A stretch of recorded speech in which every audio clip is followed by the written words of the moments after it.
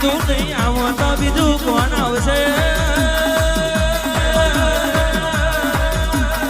અમારા ગરીબના ભાગલે તું નહીં આવું તો બીજું કોણ આવશે? રૂપિયોને આજે છે કાલે જતું રહેશે.